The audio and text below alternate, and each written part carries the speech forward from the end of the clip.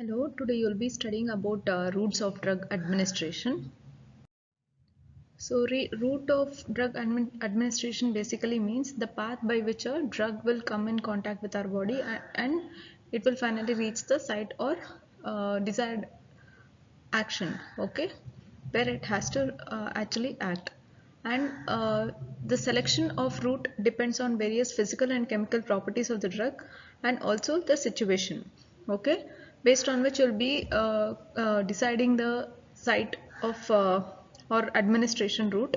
So, and also it's based on physical property, rate and extent of absorption, and any effect of other gastric or juice like digestive juice or first pass metabolism.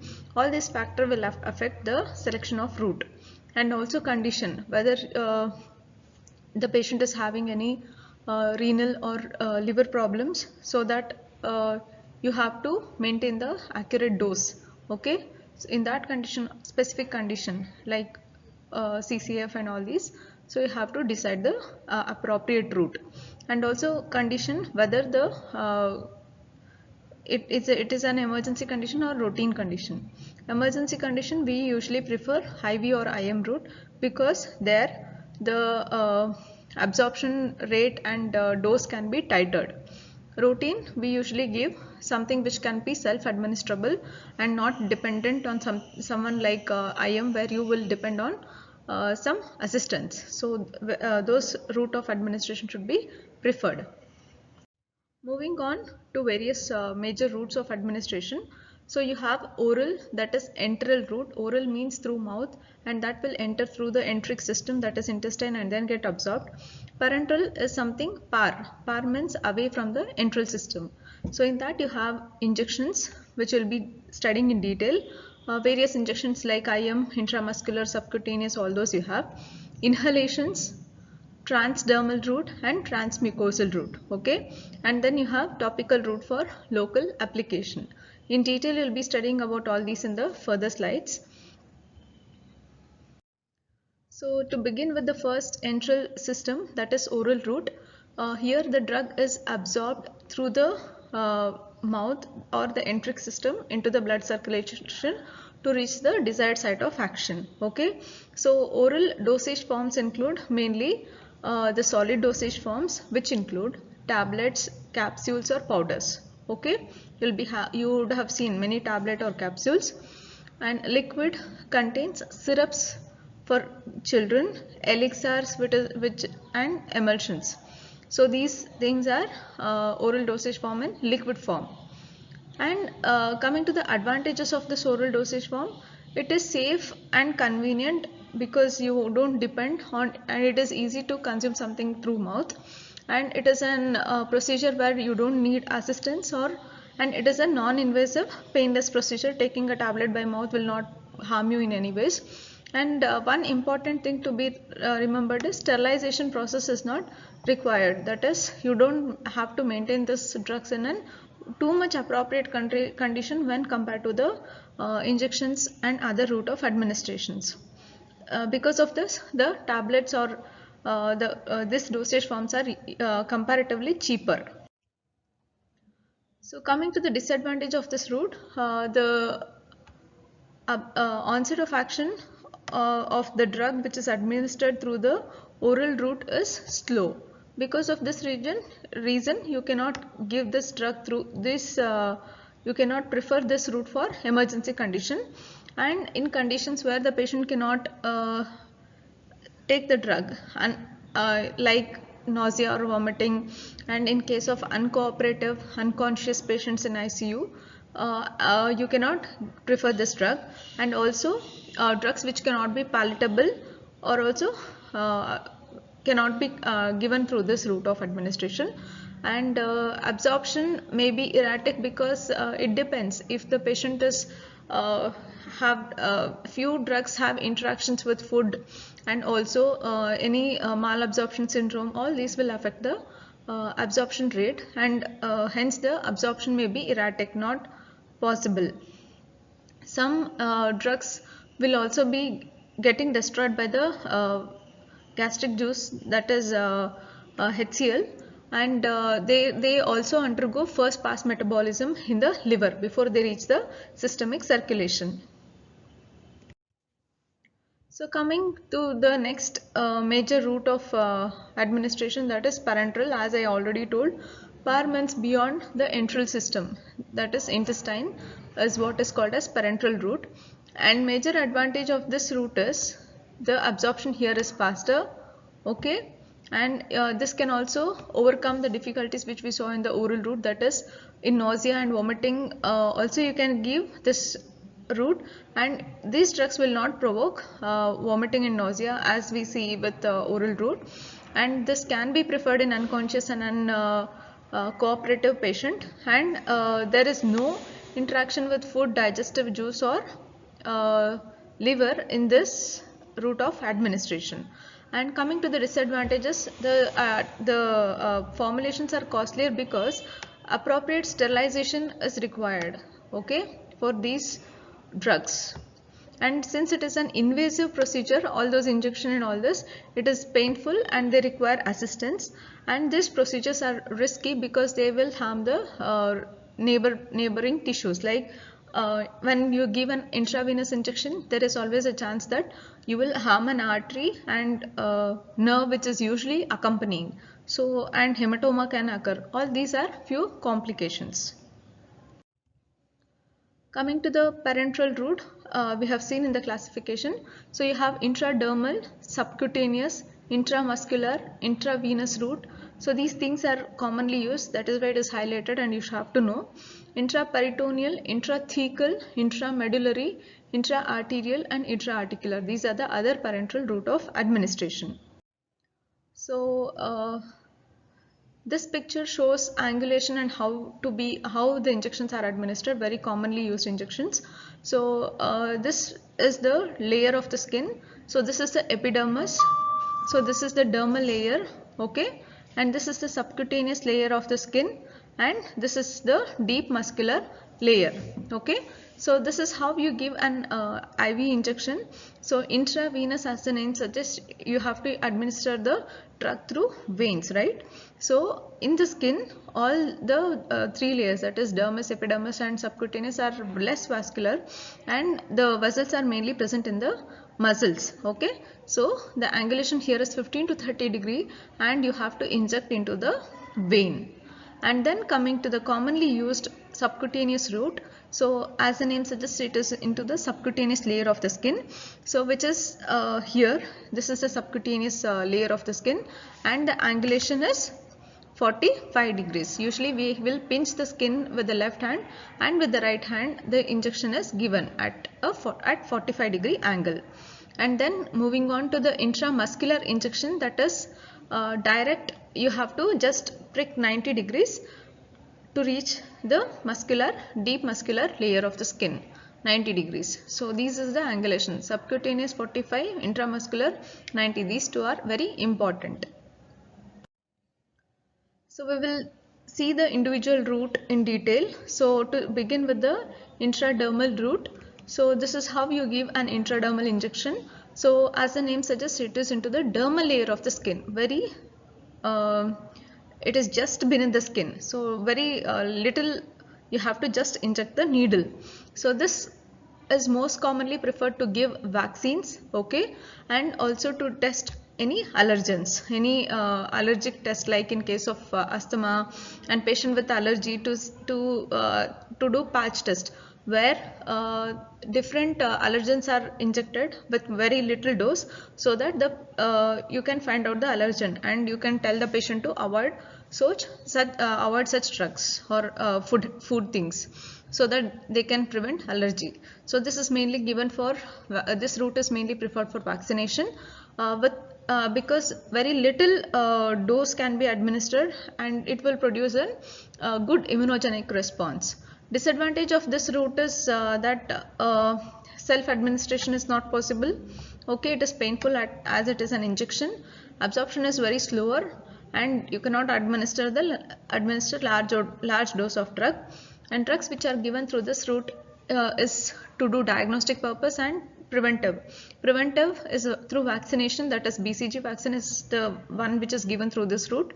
a diagnosis to you can do tuberculin or Montu test, which is used for diagnosis of TB.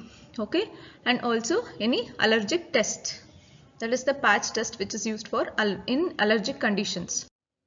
And the next one is the subcutaneous route. So as the name suggests, the drug is deposited in the loose subcutaneous layer of the skin, and since it is less vascular area,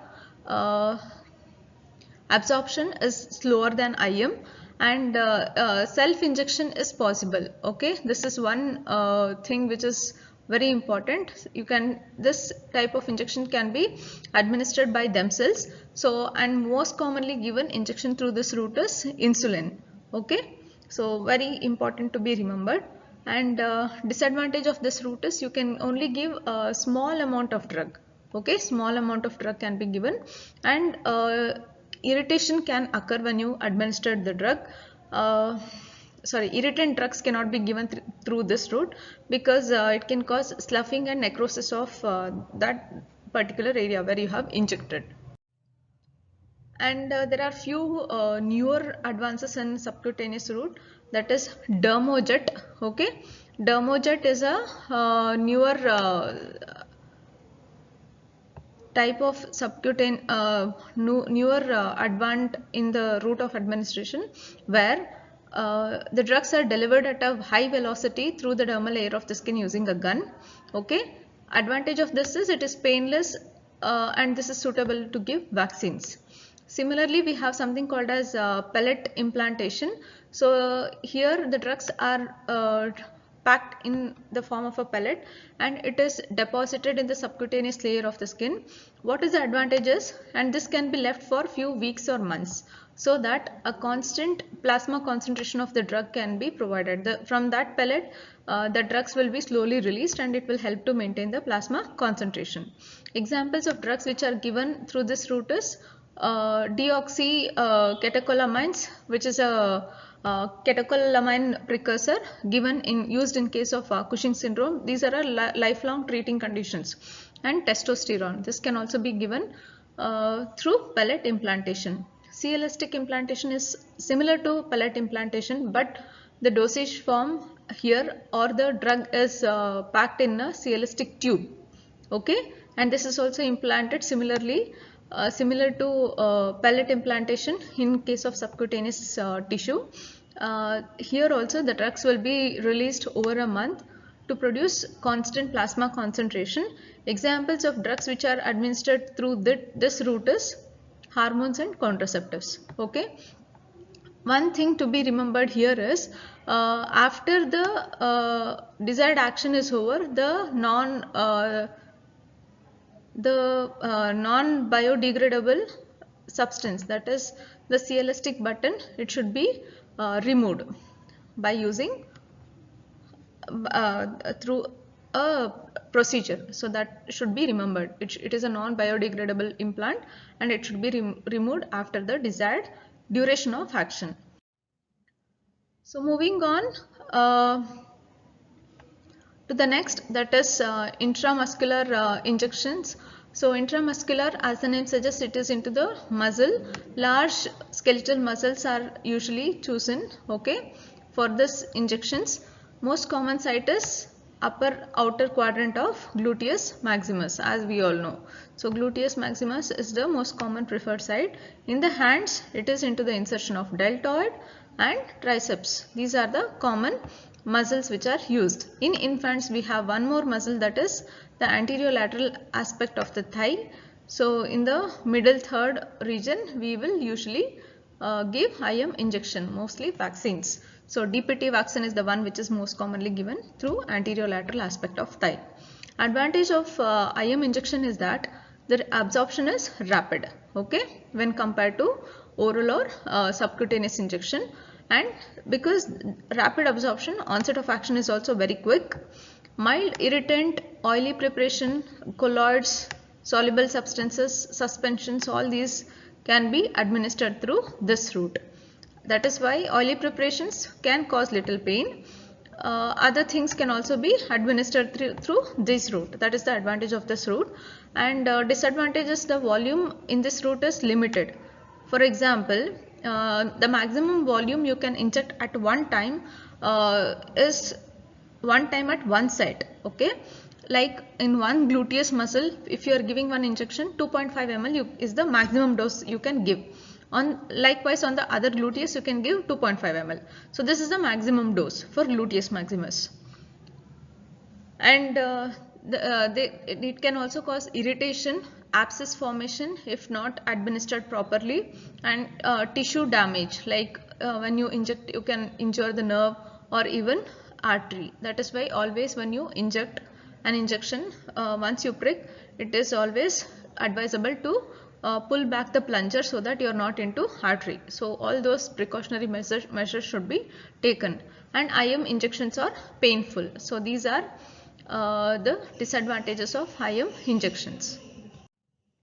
So moving on to the intravenous injection, as the name suggests, it is injected here into the veins.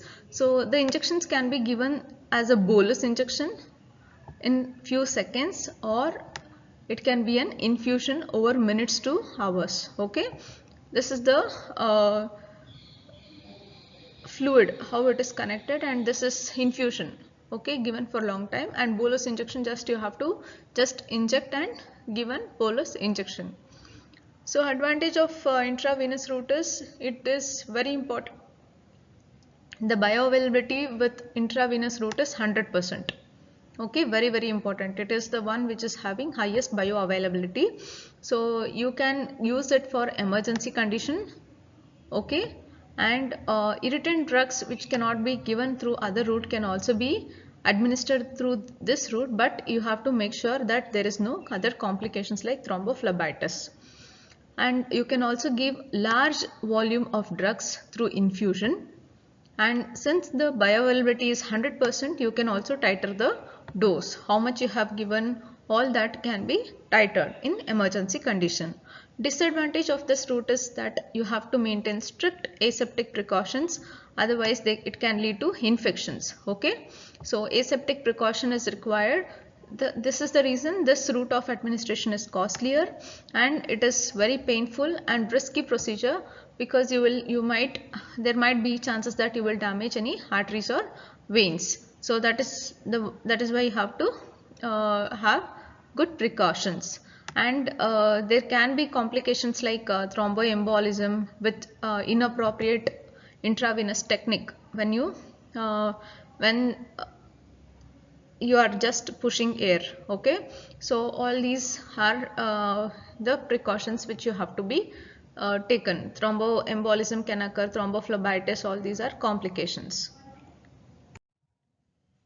So few minor routes which you have to just remember is that intraperitoneal, the drug here is given into the peritoneal space.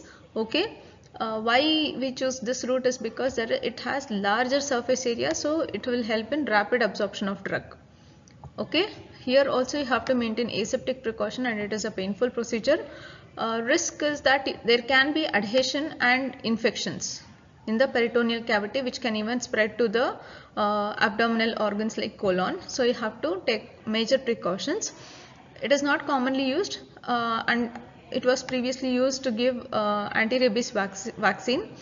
Now it is mainly preferred for dialysis. Okay, peritoneal dialysis in case of poison or renal failure, those patients it is preferred.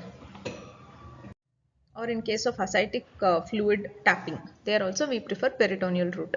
So moving on to the intrathecal, where the injection is given in the spine, that is through spine into the subarachnoid space. Okay, most commonly given injection through intrathecal is the spinal anesthesia. Okay, anesthesia is only where we do. And also in case of diagnostic tapping, in case of meningitis also we do intrathecal procedure, where we will remove some amount of CSF fluid for analysis. And so here the injection is through subarachnoid space. Okay, and the advantage of this route is you can directly inject some drugs like antibiotics, or diagnostically, as I told, you can take the CSF fluid in case of meningitis, or with any problems with CNS can be treated through this route. Disadvantage is strict aseptic precautions and expertization. Until then you cannot do the procedure, and because a normal person or with one or two attempts you will not develop appropriate technical methods, so it will need proper assistance because there is nerves and all that, so you cannot injure all those nerves. It is also a painful and risky procedure, so you have to take strict precautions. So examples is radio opaque contrast media, which is used in case of myelograph in case of any spinal diseases, and spinal anesthesia. As I told, bupivacaine is injected through intrathecal route to produce spinal anesthesia.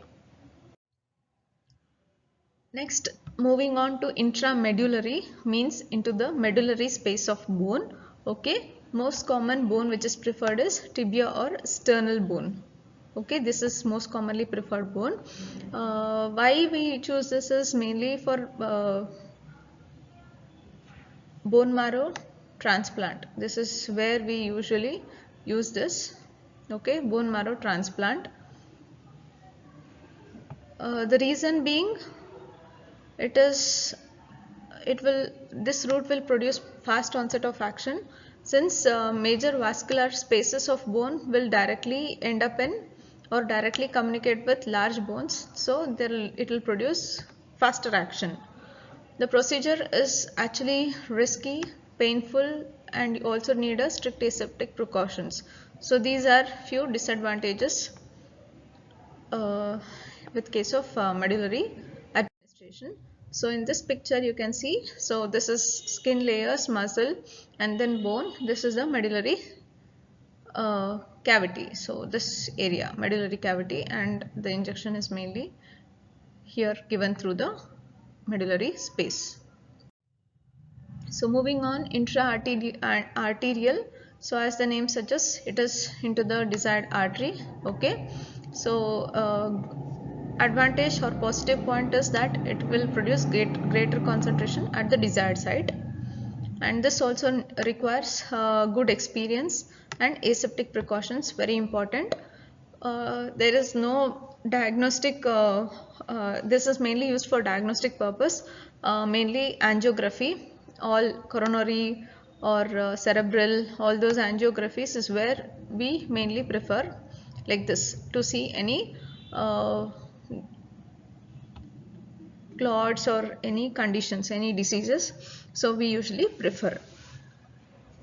One condition where this is used for therapy is in case of malignancy, nitrogen mustard, it is used for malignancy of limbs. Moving on to intra-articular, as the name suggests, it is into the articular surface of the joint space. Okay, so there is what you inject the drug. It is mainly to produce the symptomatic relief at the desired site. Example is injecting hydrocortisone or gold in case of rheumatoid arthritis. Okay, this is one of the conditions, and advantage of this route is localized action is improved, and this condition also, this procedure or also requires strict aseptic precautions, that is important, and you can even damage joints, that is why you have to take precautions, and this is also a painful procedure. With that, we have finished the parenteral route. Moving on to the next, that is inhalational route of administration. So inhalation is something where it is where you will administer the drugs through nose or mouth through inhalation, that is through breathing. Advantage of this route is the drugs are absorbed faster and quicker, because once the drug enters into the mouth and through nose into the respiratory tract, there is large respiratory area where there is large surface area where the drug can be easily absorbed into the systemic circulation, and this can be administered by themselves. Like if a patient is having asthma and dyspnea, he can just put in his mask and start breathing with oxygen. So it is self-administered. One major disadvantage is this procedure can cause irritation in the mouth or in bronchial tree or bronchus. So in the bronchial, if there is irritation in the bronchus, it can increase the bronchial secretion and cause cough. Similarly, in case of mouth, it can increase the salivation, and the drug particles can also deposit in various areas of mouth. Examples are oxygen and general anesthesia inhalation. This is through mouth. Meter dose inhaler can be used in case of, that is salbutamol, used in case of asthma. Spin inhalers with sodium chromoglycate in case of children. So all these are few examples of inhalational route of administration. So moving on to the transdermal route. So in this procedure, the drug is delivered through the dermal layer of the skin, and transdermal patch mainly contains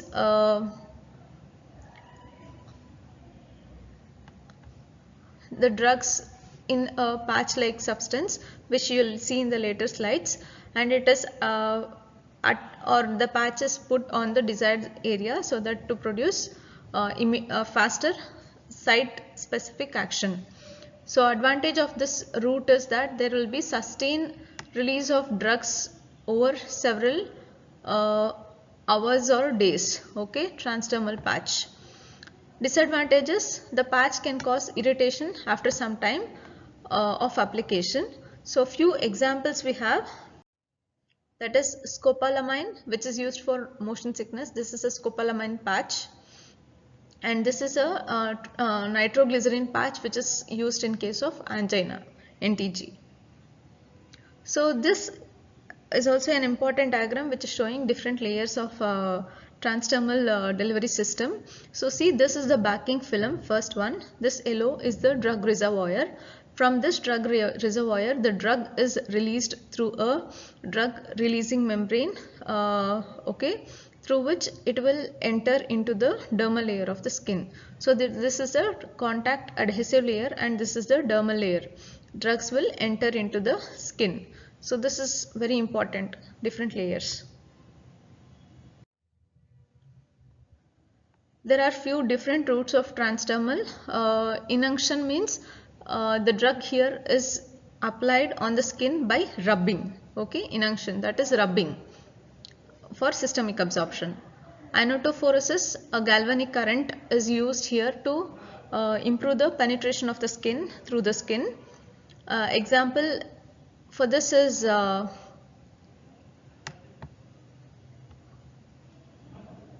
fluoride ionotophoresis, which is used in case of dental hypersensitivity. Okay, this is important. And jet injections, like you saw dermojet.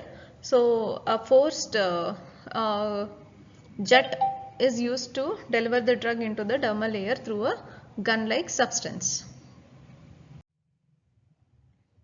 So the next one is transmural route. So as the name suggests, here the drug is delivered through the mucous membrane of the skin, or nasal cavity, rectum, or through sublingual. All these are mucous membrane. So through this layer, so the drug will be delivered. The first one is the nasal, through inhaling through the nose like this. Through the nasal cavity, the drug will be absorbed. Advantage of this route is there is no problem of destruction of the drug through the gastric juice, or it also bypasses the liver. There is no first pass metabolism in the liver. Examples are, apart from antihistamine group of drugs which is used for local action in the nose, few hormones, that is gonadotropin releasing hormone agonists and desmopressin, which is a vasopressin analog. Okay, so these two can also be given through the nasal route. This is very important, and example, these two are important. Moving on to the sublingual route. very important, most commonly asked for 3 markers and also in MCQs also. Here the drug is placed just below the tongue like this, okay, because this has high vascular supply, okay. So here the drug is just placed beneath the tongue, or the tablet can also be crushed and just kept beneath the tongue for systemic absorption. What is the advantage of this route is it will also produce rapid absorption, okay, and the action can be terminated when the desired action is produced by spitting out the tablet. It will also bypass the liver. And only disadvantage and one thing to be remembered in this is only lipid soluble and non-irritant drugs can be administered through this routes. Those drugs which are not lipid soluble cannot be administered through this route. Okay, so this is one important thing to be remembered. Examples are nitroglycerin, very commonly given and used, nitroglycerin. So nitroglycerin has high first pass metabolism, and that is the reason we prefer this route. And also bupropion, nifedipine, these are other drugs which are given through this route. So the next thing is rectal route of administration. As the name suggests, it is into the rectum. The tablet is, or the suppository is usually kept in the rectum. Usually the suppository shape will be like this, like a bullet. Okay, these are few suppositories.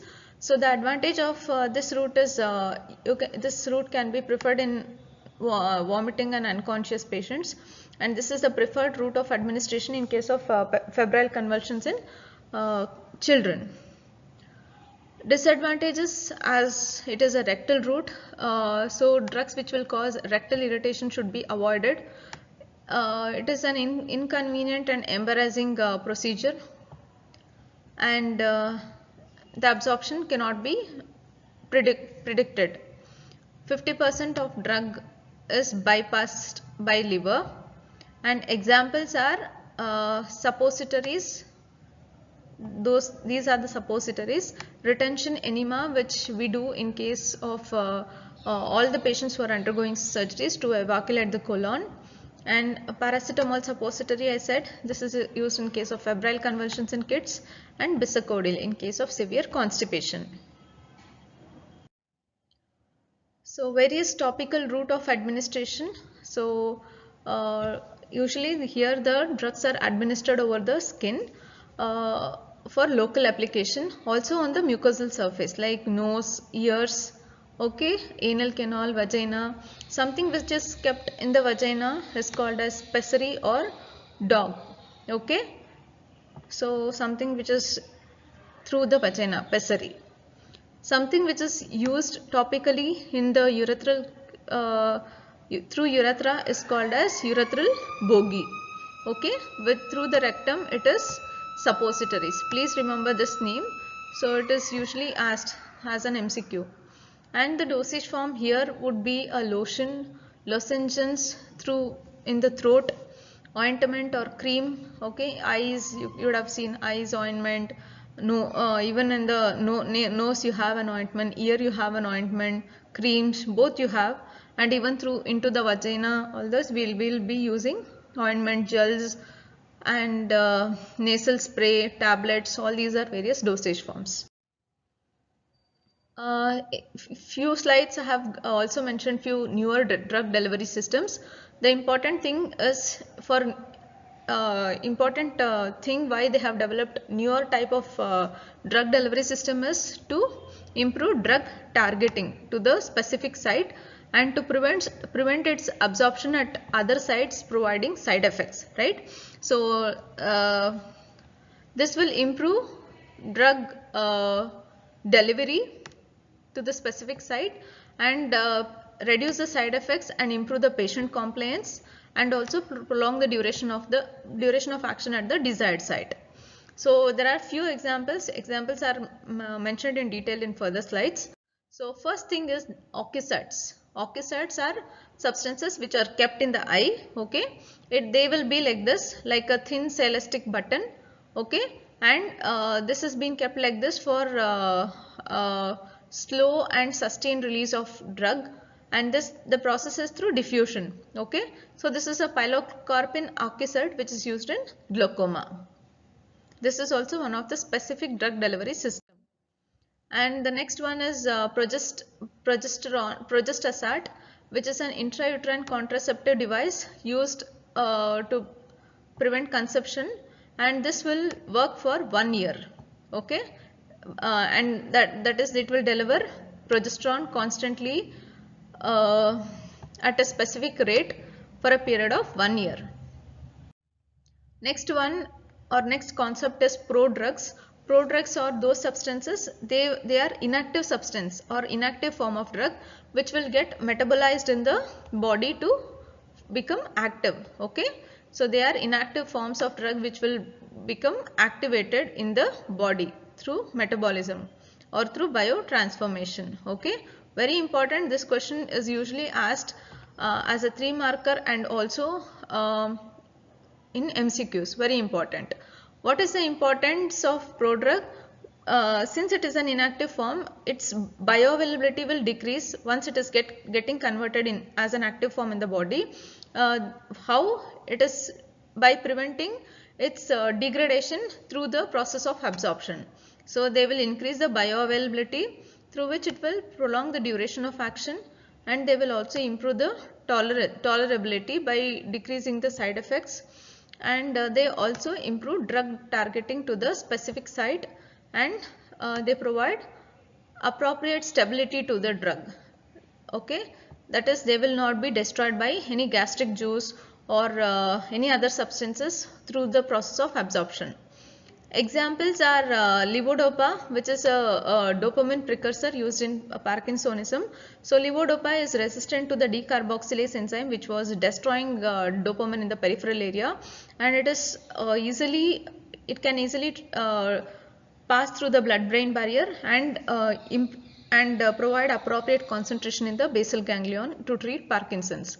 Likewise, we have esters of penicillin, that is procaine, penicillin G and all that, antibiotic penicillin, and this is dipivefrin, which is an adrenaline prodrug which is used in case of glaucoma. You have many other examples of prodrug. So moving on to the computerized miniature pumps.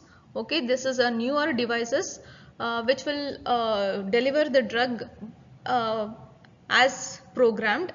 It can deliver the drug continuously or intermittently based on need basis. So examples for such things is insulin pumps, which will deliver insulin because they will be having a glucose sensor which will sense the body glucose levels, and then if there is decrease in the increase in the glucose levels, they will trigger the release of insulin, and then gonadotropin releasing hormones for contraceptive purpose. So you have computer miniature pumps.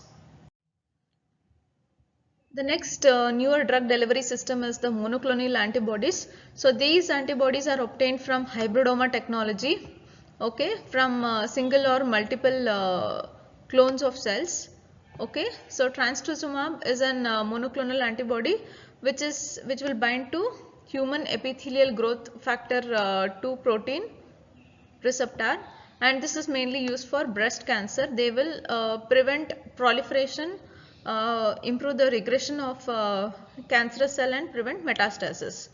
Rituximab is a monoclonal antibody which is against CD20, and this is used in case of lymphoma. The last newer drug delivery system is liposomes. Liposomes are an artificially prepared vesicles which will contain drug. Okay, so these liposomes can not only act as a vehicle to deliver drug, but drugs and nutrition, but also they act as an appropriate delivery system and help in site specific delivery. Okay, that is important, site specific delivery, because they are made up of lipid bilayer. Okay, lipid bilayer they are made up of. So this will diffuse this will diffuse through the cell membrane and thus help delivering the contents which is present in the liposomes to the appropriate site. Few examples of liposomal drug delivery is amphotericin B. It is also available as a lipophilized form. Cytarabine, anti-cancerous drug, daunorubicin and morphine. These are few examples of drugs which are delivered through the liposomes. With this we are ending the various routes. You have few MCQs here. So the first MCQs is the true statement about route of drug administration. So IV will provide 80% bioavailability. IM administration do not need sterilization technique. IV injection provides local tissue necrosis and irritation. Inhalation produce delayed systemic bioavailability. So all the statements are wrong. IV bioavailability is 100%. IM will need sterilization. IV can produce local tissue necrosis and irritation. Inhalation will improve systemic absorption in per se. So the answer here is C. The next question is, the following are given intradermal. All are given. Test dose is given, BCG is given, Montac, insulin, it is subcutaneous route.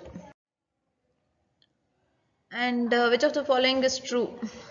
This is about order of kinetics. Here the answer is C. IV will follow first order kinetics. And the next question is about which of the following drugs are given IV route. Okay. So for these things you should also have knowledge of it will help once you go on reading. So you'll this various drugs and routes you'll understand. Heparin is given IV, pantoprazole IV, ranitidine also IV. Sumatriptan is usually tablet form, neomycin cream. Okay, so ABC is the answer. Thank you.